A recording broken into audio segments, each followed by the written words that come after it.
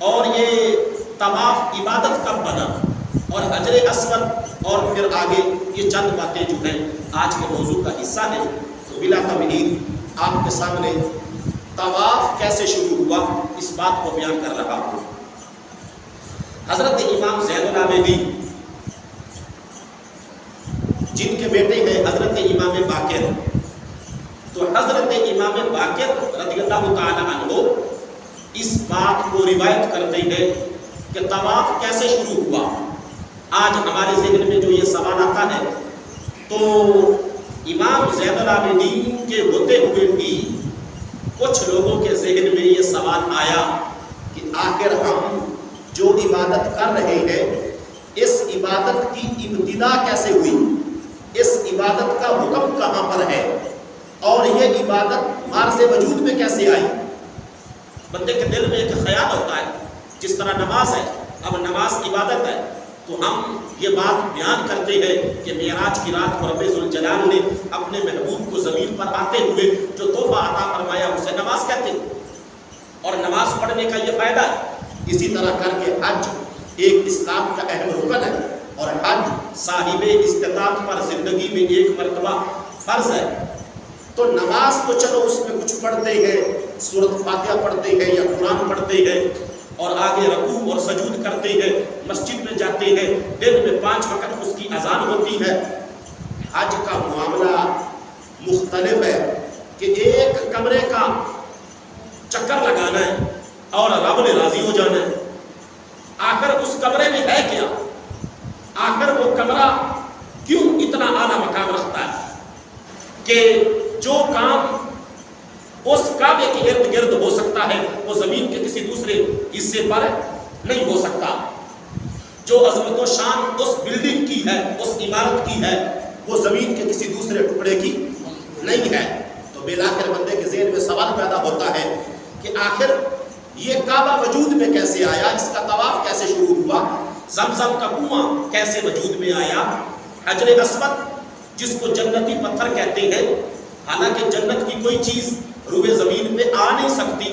تو پھر جو جنت کی چیز ہے وہ تو روشن بہت زیادہ ہوتی ہے، اس کے اندر نور بہت زیادہ ہوتا ہے. تو ان سارے سوالوں کے جوابات آپ کو اس وقت مل جائیں گے جب آپ یہ تاریخ کعبہ کا موضوع اور اس کا حصہ نمبر 3 سماعت کریں گے. امام زین العابدین رضی اللہ تعالی عنہ کے ساتھ ان کے بیٹے امام باقر کعبے کا طواف کر رہے ہیں تو پیچھے سے کسی بندے نے آ کے کہا السلام علیکہ یا ابن بنت رسول اللہ، اے اللہ کے رسول کی بیٹی کے بیٹے تجھ پر سلام ہو. اب جس وقت اس نے سلام بلایا تو چونکہ طواف کے درمیان کسی قسم کی گفتگو نہیں کرنی ہوتی، اس بندے کو پتہ نہیں تھا. امام زین العابدین رضی اللہ تعالی عنہ نے اس کے سلام کا جواب نہ دیا. فسکت ابی، امام باقر کہتے ہیں کہ میرے ابو خاموش رہے. فسکت، سکوت کیا، خاموش رہے. انا والرجل خلفا، امام باقر کہتے ہیں کہ میں اور وہ بندہ جس نے سوال کیا تھا کہ طواف کیسے شروع ہوا، وہ دونوں، میں اور وہ، ہم دونوں اپنے باپ کے پیچھے یعنی کہ امام زین العابدین کے پیچھے پیچھے چلنے لگے. اب جب طواف مکمل ہو گیا تو امام زین العابدین کو وہ یاد تھا کہ ایک سائل ہے جس نے سوال کیا ہے کہ کعبے کا طواف کیسے شروع ہوا، اس کی ابتدا کیسے ہوئی، آغاز کیسے ہوا. تو حضرت امام باقر کہتے ہیں کہ میرے ابو امام زین العابدین نے مجھے کہا فالتفت الیک، میری طرف توجہ کی اور مجھے کہا اسألک عن بدع ھذا الطواف بھذا البیت لما کانا، وہ بندہ کہاں ہے جو یہ کہتا تھا کہ طواف کیسے شروع ہوا، مجھے اس بندے کے ساتھ ملاؤ تاکہ میں اس کے سوال کا جواب دوں. امام باقر کہتے ہیں وَأَنَّ كَانَ وَحَيْثُ كَانَ وَكَيْفَ كَانَ، وہ 3 سوال کرتا ہے کہ طواف شروع کیسے ہوا اور طواف کی پہلے والی شکل کیا تھی اور کن کیفیات کے ساتھ یہ طواف کا سلسلہ شروع ہوا، کون سا ایسا کام ہوا جس کے بدلے میں، جس کے نتیجے میں آگے پھر طواف کرنا پڑا. یہ 3 سوال ہے. وَأَنَّ كَانَ وَحَيْثُ كَانَ وَكَيْفَ كَانَ. تو جس وقت امام باقر رضی اللہ تعالیٰ عنہ نے اس بندے کو بلایا جس نے امام زین العابدین سے سوال کیا تھا، امام زین العابدین کے سامنے جس وقت وہ بندہ آیا تو امام زین العابدین نے سب سے پہلے اس بندے سے یہ سوال کیا کہ من این انت،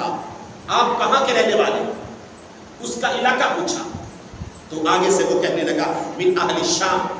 میں ملک شام کا رہنے والا ہوں۔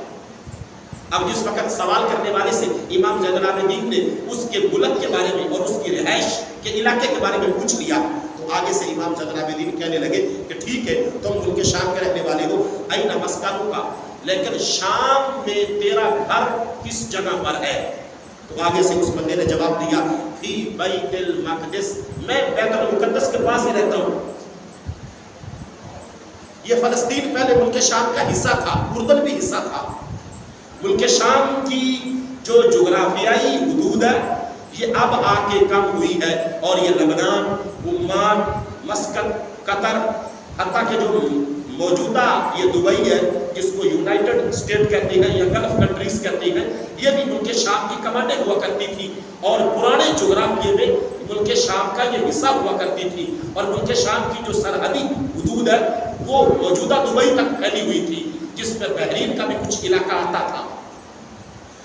تو کہنے لگا کہ میں بیت المقدس کا رہنے والا ہوں۔ وہ جس نے سوال کیا تھا کہ طواف کیسے شروع ہوا تو وہاں پہ امام زین العابدین کہنے لگے کہ فَهَلْ قَرَأْتَ الْكِتَابَيْنِ، کیا تم نے تورات اور انجیل ان دو کتابوں کا مطالعہ کیا ہے؟ فَهَلْ قَرَأْتَ، کیا یہ کتابیں تم نے پڑھی ہوئی ہیں، تورات کو اور انجیل کو؟ آگے سے وہ بندہ بھی کوئی کم پڑھا لکھا نہیں تھا جس نے یہ سوال کیا تھا، کہنے لگا جی ہاں میں نے تورات کا بھی مطالعہ کیا ہوا ہے اور میں نے انجیل کا بھی مطالعہ کیا ہوا ہے۔ تو پتہ چلا کہ تورات میں اس کے سوال کا جواب نہیں اور انجیل میں اس کے سوال کا جواب نہیں۔ اگر تورات اور انجیل میں اس سوال کرنے والے کے سوال کا جواب ہوتا کہ طواف کیسے شروع ہوا تو پھر وہ امام زین العابدین سے سوال نہ کرتا۔ اب یہاں پہ امام زین العابدین کے علم کا بھی اظہار ہوتا ہے کہ امام زین العابدین رضی اللہ تعالیٰ عنہ جب تورات اور انجیل کے بارے میں کسی بندے سے پوچھ رہے ہیں اس کا مطلب ہے کہ بذات خود امام زین العابدین تورات بھی پڑھے ہوئے ہیں، انجیل بھی پڑھے ہوئے ہیں۔ ورنہ بندہ کسی بندے کو سوال کر ہی نہیں سکتا۔ سوال اس وقت کر سکتا ہے جب بندہ پہلے خود وہ سلیبس پڑھا ہوا ہو۔ تو کہنے لگا جی میں نے تورات بھی پڑھی ہوئی ہے، انجیل بھی پڑھی ہوئی ہے۔ تو امام زین العابدین نے ساری معلومات لینے کے بعد کہ ملک شام کا ہے، بیت المقدس کے ساتھ اس کا گھر ہے، وہاں کا رہنے والا ہے اور تورات اور انجیل دونوں آسمانی کتابوں کا مطالعہ بھی اس نے کیا ہوا ہے، علمی بندہ ہے اور ہے مقدس شہر کا، قبلہ اول کا رہائشی ہے۔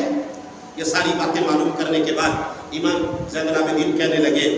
اما بدء ھذا الطواف بھذا البیت، اب میں تمہیں بتاتا ہوں کہ بیت اللہ شریف کا طواف کیسے شروع ہوا۔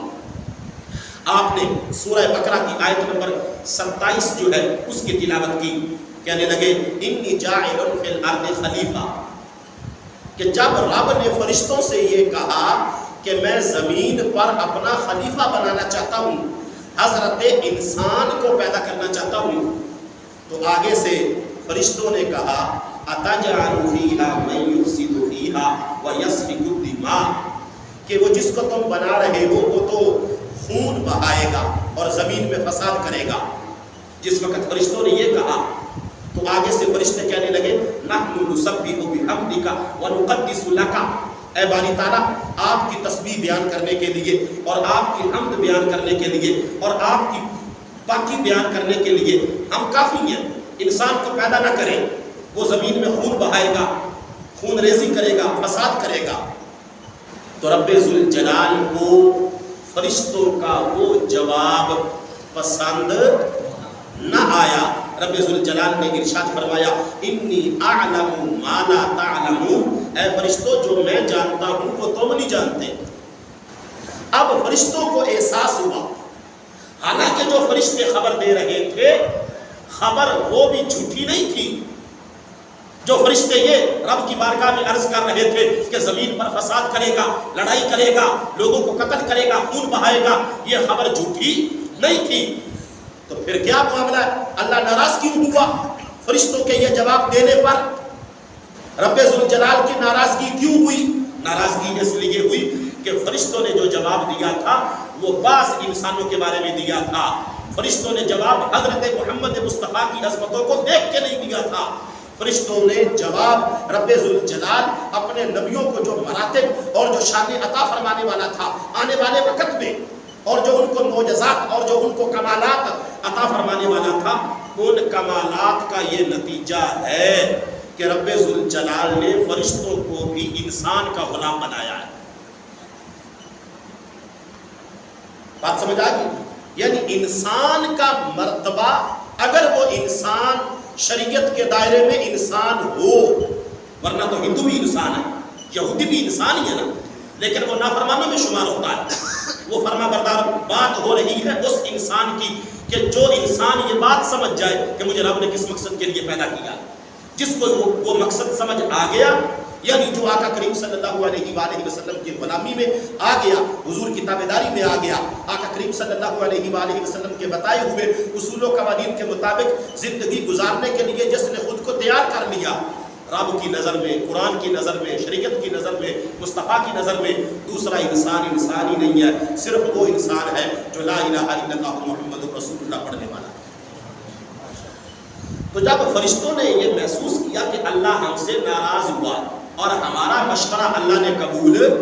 نہیں کیا، تو اس وقت فرشتوں نے اپنے اس عمل کی تلافی کے لیے کہ رب ہم سے راضی ہو جائے، فرشتے جو ہے وہ عرش کے ساتھ چمٹ گئے،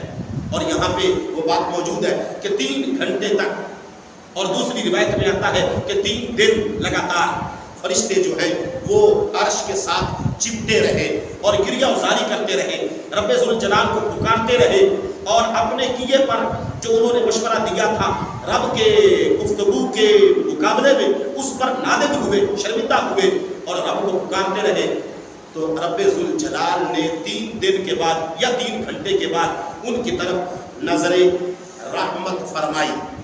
اور رب ذوالجلال نے جس وقت نظر رحمت فرمائی تو اس وقت اللہ تعالیٰ نے ارشاد فرمایا کہ یہ جو تم نے کام کیا ہے نا، ندامت میں آ کے عرش کے ساتھ چمٹنے کا اور عرش کا طواف کرنے کا، عرش کے پھیرے لگانے کا، عرش کے چکر لگانے کا جو تم نے کام کیا ہے، یہ مجھے اتنا پسند آیا ہے، اب یہ کام قیامت تک میں نے اپنے بندوں کے لیے قانون بنا دیا کہ جس طرح تم نادم ہوئے ہو اور جس طرح تم شرمندہ ہوئے ہو اور تم نے مجھے منانے کے لیے یہ طریقہ اختیار کر لیا ہے، قیامت تک جو بندہ مجھے راضی کرنا چاہے اور مجھے منانا چاہے اس کو میں نے یہ موقع دے دیا ہے کہ عرش کے بالکل نیچے میں اپنا گھر بنوا رہا ہوں، جو اس میرے گھر کے چکر تمہارے چکروں جیسے لگائے گا، جس طرح میں تم سے راضی ہو گیا ہوں اسی طرح میں اپنے اس گنہگار بندے کے لیے راضی ہو جاؤں۔ بات سمجھ آئی؟ یہ جواب دیا امام زین العابدین نے، اور علم دیکھیں امام زین العابدین کا، امام ارزقی نے اخبار مکہ کے اندر اس بات کو مکمل ڈیٹیل کے ساتھ بیان کیا۔ رب ذوالجلال نے فرمایا کہ میرا غصہ جو کہ بجا ہے اس کو رحمت میں بدلنے کے لیے تم نے جو عرش کے پھیرے لگائے ہیں، یہ پھیرے مجھے اتنے پسند آ گئے ہیں، اب میں نے ان پھیروں کو قیامت تک کے لیے اپنی انسانیت کے لیے باقی رکھا ہے کہ جس طرح تم نے یہ عرش کے چکر لگا کے دعا کر کے مجھے پکار کے مجھے راضی کر لیا ہے، جو بندہ بھی گناہ گار ہوگا، جو گناہوں میں لتھڑا ہوا ہوگا، جس وقت وہ یہ سمجھ لے کہ اب میرے لیے جہنم میرا مقدر ہے، وہ میرے گھر میں آ جائے، جس طرح تم نے پھیرے لیے ہیں وہ پھیرے لے لے، جس طرح تم نے پکارا ہے وہ مجھے حالت طواف میں ہاتھ بلند کر کے دعا کر لے، جس طرح تم نے مجھے راضی کر لیا ہے وہ بھی مجھے راضی کر لیا۔